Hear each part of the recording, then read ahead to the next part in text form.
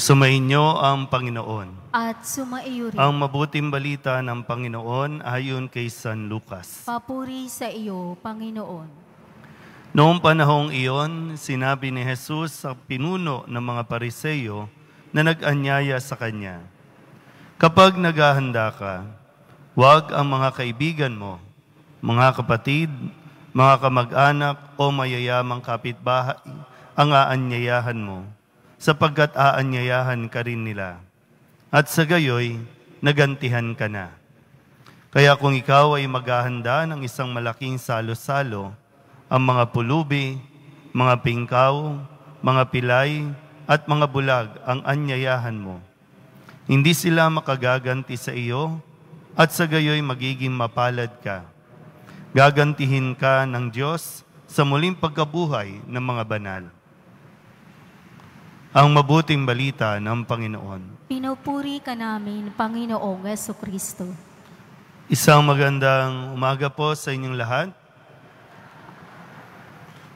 Sabi ni Kristo sa ating Ebanghelyo, kung maghahanda ka, huwag ang mga kaibigan, mga kapatid, mga kamag-anak o mayayaman ang aanyayahan. Nasabi ba na masama ba na maghanda? Halimbawa, birthday nyo, graduation, kadalasan ang gusto natin kasama, yung mga mahalagang tao sa buhay natin.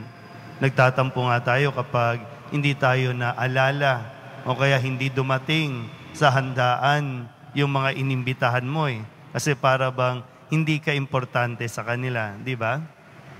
Pero magandang mapagnilayan natin, ano nga ba talaga ang parang sabihin natin, pinakamensahe ni Kristo kung bakit niya sinabi ito. Malinaw na sabi nga, bakit mo aanyayahan? Bakit ka maghahanda? Bakit ka magpapakain?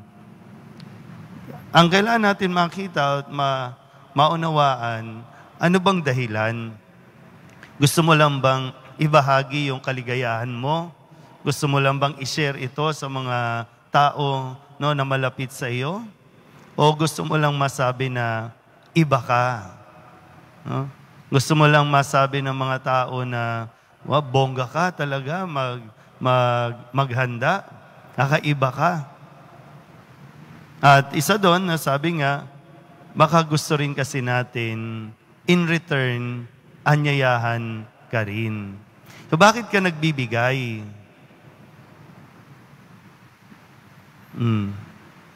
Nagbibigay ba tayo dahil gusto natin na may maibalik din sa atin? Isang dahilan kung bakit nagkakaaway-away ang magkakaibigan, maging ang magkakapamilya, ay dahil kapag may nangutang, talagang pag hindi ibinigay, mag-aaway kayo. Di ba? Ilan ba dito sa atin ang isa yan sa dahilan kung bakit hindi tayo nagpapansinan, kung bakit hindi kayo nagpapansinan na magkakapatid? Kasi yung binigay mo, inaasahan mo na maibalik pa sa iyo. Kaya sabi ni Kristo, huwag na.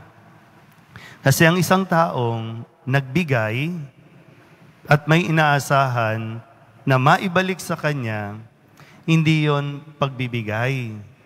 Hindi yun yung totoong generosity. Ang tawag doon, kapag nagbigay ka at inaasahan mo pagdating ng araw, bibigyan ka rin, ang tawag doon, investment. Nag-i-invest tayo. Kaya nga, bakit ganun? Dati, tinulungan kita. Bakit ngayon, ayaw mo kong tulungan? Nung nangangailangan ka, binigyan kita. Ngayon nangangailangan ako, ayaw mo akong bigyan. Nag-invest ka. Yun yung intention mo. Dahil minsan, di ba, pag investment, pwedeng nalulugi, pwedeng kumikita, pero kadalasan, wala, lugi. Kaya, nagkakasagutan, nagbibitawan tayo ng mga salita. Yan. Kaya sabi ni Kristo, yung anyayahan mo, yung hindi makapagsusukli sa iyo. Kasi yun yung totoong nagbibigay. Yun yung totoong generous. Yun yung totoong kahulugan ng generosity. Yung tutulong ka, yung magbibigay tayo nang walang inaasahang babalik sa atin. Kasi ang Diyos nangangako, no, sa laki ng kanyang habag, sa laki ng kanyang pagmamahal, at siya din naman ang pinagmumulan ng mga bagay na mayroon tayo. At kapag ibinigay natin, siya din naman ang magbibigay o papalit ng mga nawala sa atin. Amen?